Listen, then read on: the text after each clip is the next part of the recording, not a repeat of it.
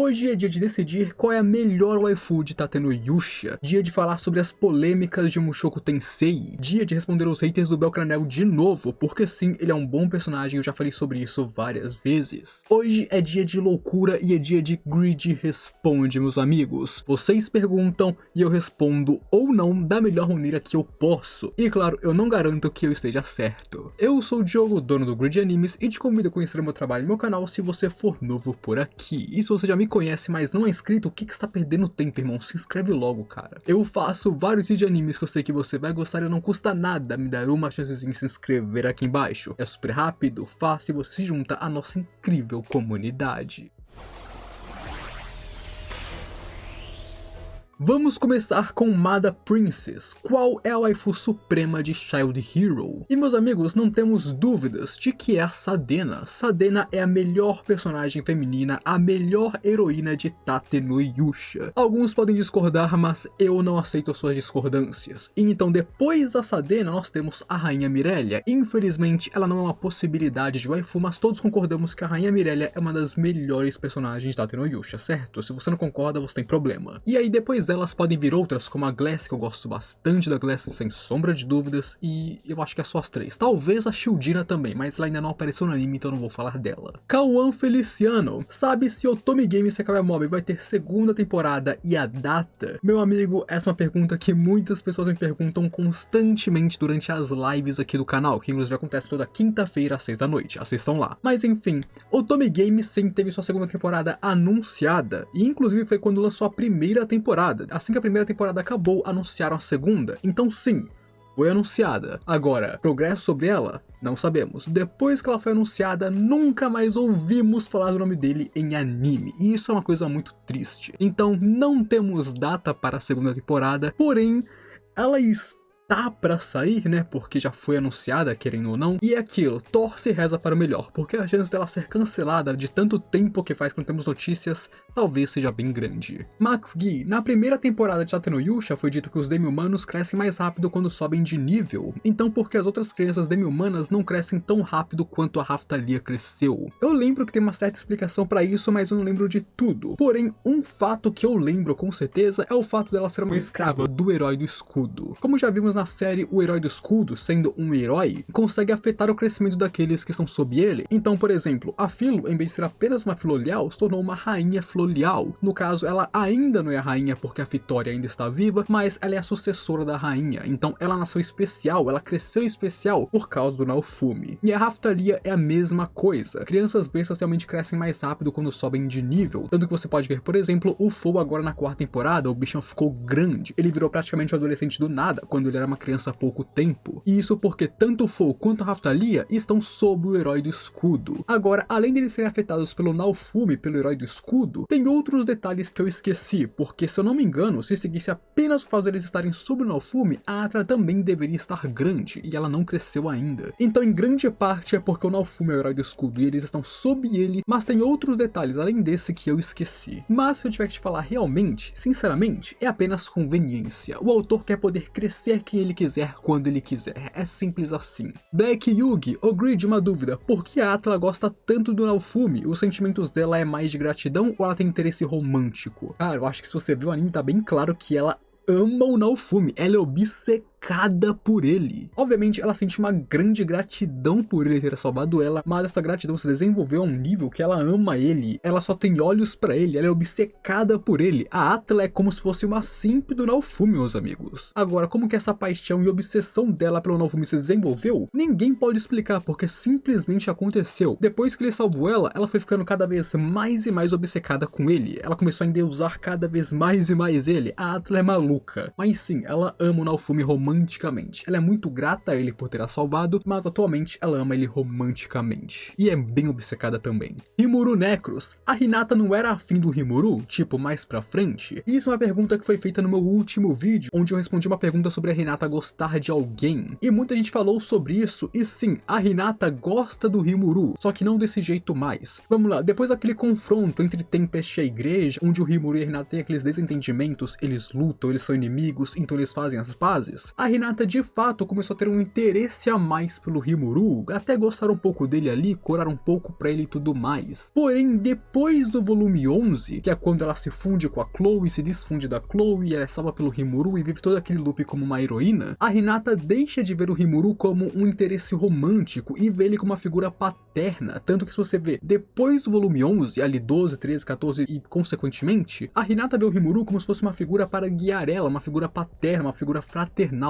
e não um interesse amoroso. Então sim, por um momento a Hinata gostou do Rimuru como um par romântico, mas atualmente ela gosta dele como uma figura paterna. E eu acharia bem estranho se ela visse ele como uma figura paterna e gostasse dele ao mesmo tempo. Isso seria bizarro. Haitidon poderia morrer todos os personagens, continuará ruim, pois Bell é um protagonista que não se desenvolve. E ele comentou isso em um vídeo onde eu falei sobre as possíveis mortes no próximo volume de Danmachi, no Grid Responde também. E o problema é vocês acharem que evoluir é o Bell derrotar todo mundo e pegar mulher. Os argumentos mais comuns que eu vejo quem não gosta do Bell, quem taca hate no Bell e fala mal do Bell usando, são dois que são os maiores. O Bell não fica mais forte e vive levando uma surra e o Bell não pega ninguém. E para as pessoas parece que derrotar todo mundo facilmente e pegar todas as mulheres da obra, isso é ser um protagonista. Então sinto muito, se você acha que isso é ser um protagonista, você não sabe o que é um personagem. Bell Cranel é um personagem extremamente bem desenvolvido. Obviamente o anime falha um pouco nesse caso, o anime falha, porque a Light Novel deixa bem claro o quão bem desenvolvido o Bell é feito. O Bell não derrota todos os inimigos facilmente, mas ele derrota seus inimigos. Ele apanha, mas ele derrota. Sabe por que isso? Porque ele sempre luta contra oponentes mais fortes. Isso se chama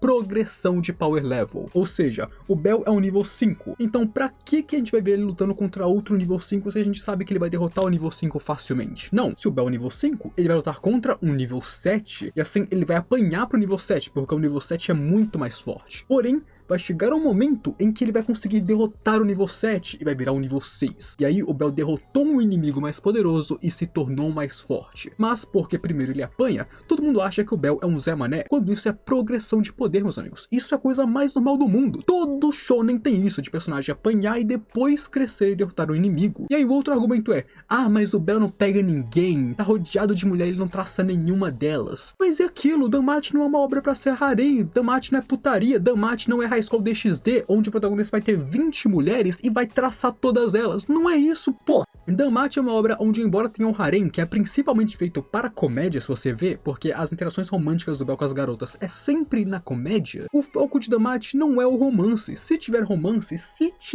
vai ser lá pro finalzinho dele. Desde o começo a obra sempre deixou muito claro que o Bell ama a Aiz e apenas ela. Tudo o que ele quer é ficar com ela, tanto que ele rejeita Ryu, ele rejeita a Freya, ele rejeita a Asha, ele rejeita a Lily, porque ele quer a Aiz. E parece que vocês não entendem, o Bell é um personagem muito bem desenvolvido, e a cada volume que se passa ele cresce mais. Depois dos Nares Profundos, o Bell cresceu muito como pessoa. Depois do arco da Freya, ele cresceu ainda mais. Porém parece que a maior parte dos haters dele só vem duas coisas: ele apanha e não pega a mulher, e por isso ele é um protagonista horrível, mal desenvolvido, que não cresce, que não evolui. Então sinto muito, rapaziada, se vocês não são capazes de entender que protagonistas não são apenas feitos para derrotar todo mundo, que nem o Sung Jin-woo, e pegar todas as mulheres, você não sabe como protagonista, cara. Agora, se você for uma pessoa razoável e estiver disposta a tentar entender que o Bell pode sim ser um bom personagem, eu recomendo que você leia a novel, porque na novel você vê que de fato o Bell é muito bem construído, e se ele é do jeito que ele é, sendo tímido, meio bobão, é porque ele foi escrito dessa forma, não é pra ele crescer e amadurecer. O Bell tem 14 anos. Entendam que Danmachi não é sobre um personagem ficando adulto, é sobre um personagem que é uma criança, 14 anos, acabando a obra com 14 anos. O Bell não vai amadurecer e ficar com a mente de um cara de 19 anos. Não, a obra vai acabar com o Bell tendo 14, porque esse é o foco da obra. Victor Hugo, fala pra mim que o Bell mudou porque vi até a queda da família Freya e parei, depois ele muda ou continua o mesmo? Se você parar pra ver, o Bell sempre muda um pouco após cada arco, principalmente arcos grandes. E depois da família Freya, ele muda sim. Se você espera que ele vire outro personagem, não.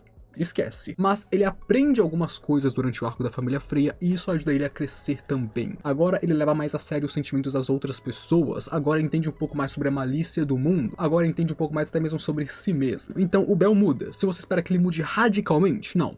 mas ele muda. Pouco, mas ele muda. Afinal, a cada arco que você passa, ele muda um pouco e você consegue perceber isso. Lucas Games, você acha que o Omori não aproveitou o mundo de DanMachi? O mundo de deuses e famílias que ele criou é genial, mas mal aproveitado na minha opinião. Tantos deuses que ele poderia ter aproveitado e não fez, deuses egípcios, Odin, Thor, Poseidon e tantos outros. Não faz sentido, por exemplo, não existir uma família Odin. Ela poderia ser muito bem uma família tão forte quanto a família Loki, e até poderia ser uma família rival. Mas essa não é a questão, meu mano, esse não é o ponto. Os deuses em DanMachi não são o foco. Se você parar pra ver, os deuses são personagens secundários. Tirando a Frey, que foi a protagonista do próprio arco, os deuses são secundários. Eles não são tão importantes assim. Se você realmente parar pra ver, tudo que os deuses fazem é uma coisa: dar fauna para as crianças. E não existe fauna mais poderosa ou fauna menos poderosa. Todas as faunas são iguais. Além disso, quem disse que não existe uma família Odin? Ela pode existir, fora de horário. Ela pode já ter existido talvez no passado e caiu. A família Poseidon, por exemplo, existe, mas está nos mares. Então não tem por que mostrar eles pra gente, porque a gente não tá no mar, a gente tá em horário. Então não é que é mal aproveitado, é que não tem por que sair do caminho pra fazer isso. DanMachi já tem vários deuses muito famosos, mas obviamente os deuses que nós não conhecemos em DanMachi são ainda maiores. Existem centenas de deuses que nós conhecemos no nosso mundo, das mitologias, das religiões. Se DanMachi fosse colocar todos eles, ou pelo menos os mais famosos, DanMachi teria muito deus, e não tem pra que fazer isso. Não é que esses deuses são mal aproveitados, ou que eles poderiam ter, ou que eles poderiam ter famílias poderosas. Não é isso. Além disso, por exemplo, Uranus. Uranus é um deus extremamente poderoso na mitologia. Em DanMachi, tudo que ele faz é ficar sentado embaixo de horário. Ele poderia ter uma família muito poderosa, mas não tem, porque esse não é o ponto. Os deuses não ditam se as famílias deles são poderosas ou não. Quem dita isso são as crianças. Os deuses são todos iguais. Tudo para que eles servem é dar faunas. Além de dar uma fauna, eles não servem para mais nada. Até porque quem controla as famílias são os capitães delas. Então talvez Odin pudesse aparecer em DanMachi, mas a família dele poderia ser uma das mais fracas. Então eu entendo que você queria ver mais deuses em DanMachi, mas esse realmente não é o foco. E não é porque alguns deuses não estão lá, que se eles estivessem, eles seriam importantes ou teriam grandes famílias. Não é assim que funciona. Até porque existem muitos deuses desconhecidos no nosso mundo que estão em DanMachi. E em DanMachi eles são tão importantes quanto. Então eu acho que isso não é uma questão de ser aproveitado, eu acho que é uma questão de focar no que importa. Ter um monte de deuses não é importante para DanMachi. O que é importante para DanMachi é que o autor criou personagens que andem na história. Ficar criando um monte de deuses só para criar deuses não mudaria em nada, porque, por exemplo,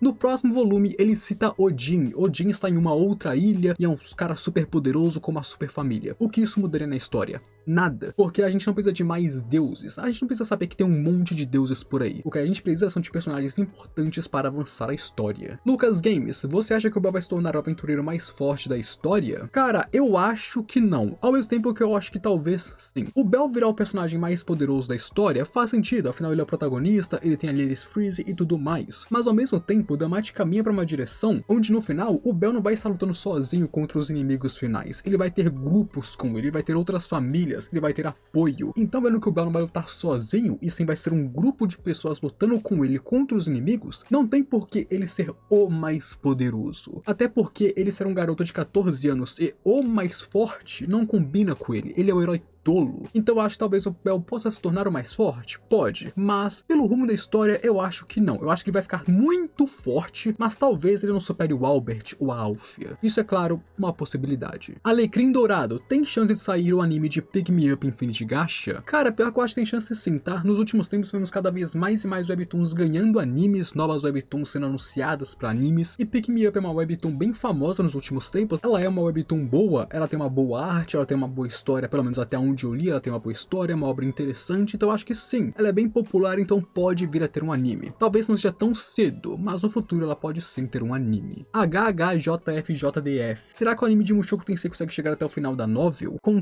toda certeza, meu mano. Mushoku Tensei é muito popular. Tem suas polêmicas, tem seus hates? Tem. Mas Mushoku Tensei é muito popular. O anime de Mushoku Tensei é uma mina de ouro para os estúdios, é uma mina de ouro para o autor e, claro, para as empresas que vendem merchandising. Então, pode ter certeza que Mushoku Tensei, o anime vai acompanhar até o final com toda certeza, Mushoku Tensei é muito popular para ser cancelado. Thiago P. Grid, o que você acha sobre as polêmicas de Mushoku Tensei? Cara, você se surpreenderia que algumas delas são fake news, sabia? Embora sentem algumas polêmicas que são verdadeiras, porque de fato o Mushoku Tensei de vez em quando toca em alguns temas bem pesados ou em temas controversos, isso é um fato, o Mushoku Tensei toca nesses temas, existem algumas coisas específicas que pessoas que não gostam de Mushoku Tensei falaram abertamente sobre isso como fake news e que caiu na mente das pessoas. Por exemplo, tem gente que fala que Mushoku Tensei é anime de pedófilo.